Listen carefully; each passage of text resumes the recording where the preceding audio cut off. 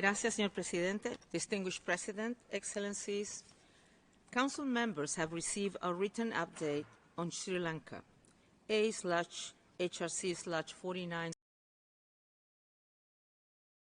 on developments since our previous report in February 2021 and demonstrates the vital need for the Council's continuing attention. There have been some recent signs of increased engagement by the government with UNHRC and certain steps to initiate reforms. The proposals to amend some provision of the Prevention of Terrorism Act and to release some detainees under the Act are welcome initial steps. I encourage the government to take further steps to address the fundamental problems with the PTA, as well as undertake the deeper legal, institutional and security sector reforms that are critically needed to put an end to impunity and prevent any recurrence of past violations. Regrettably, the past year has also seen further obstruction and setbacks to accountability. Victims and their families continue to be denied trust, truth and justice. And the government's response to criticism has constricted democratic and civic space, including for essential human rights advocacy. My February 2021 report identified a number of underlying trends that threaten human rights. These trends continue to advance. The militarization of civilian government functions is further deepening. I remain deeply concerned by the concentration of civilian positions in the hands of military officials, some of them implicated in serious allegations of human rights violations.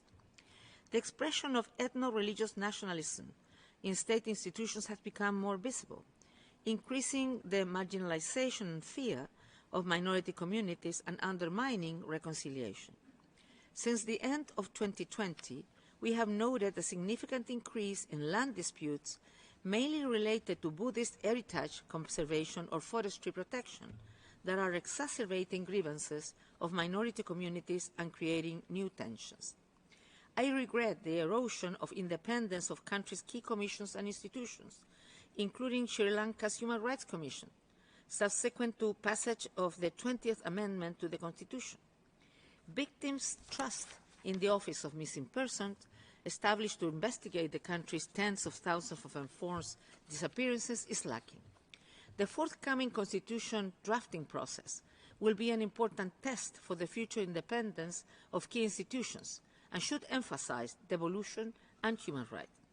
Excellencies, 2 years after the expression of commitments to pursue, and I will quote, inclusive, domestically designed and executed reconciliation and accountability process, end of quote, before this Council, the government has still not produced a credible roadmap on transitional justice towards accountability and reconciliation.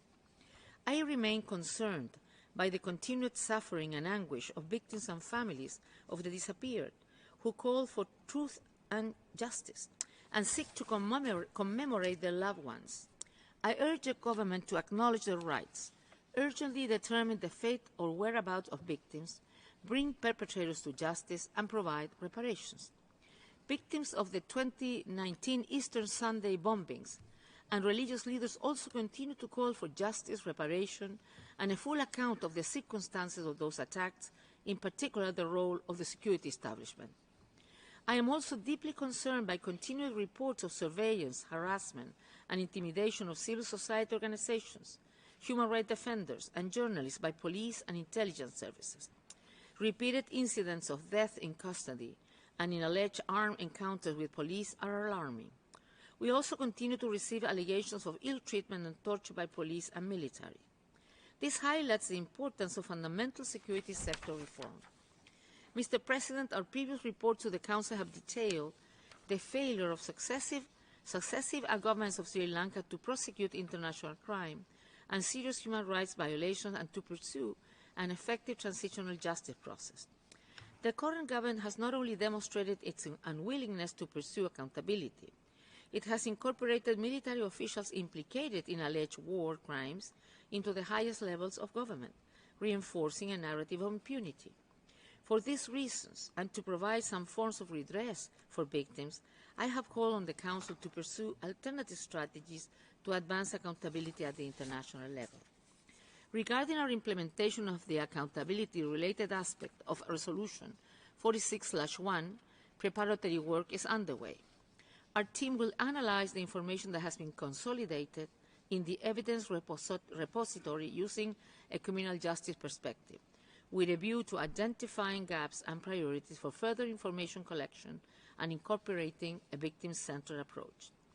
I must note the considerable scale of the work required from my office, noting that it will require time, adequate human and financial resources, and cooperation by states, including to investigate and prosecute perpetrators of international crimes committed by all parties in Sri Lanka through judicial proceedings in their jurisdiction under accepted principles of extraterritorial or universal jurisdiction.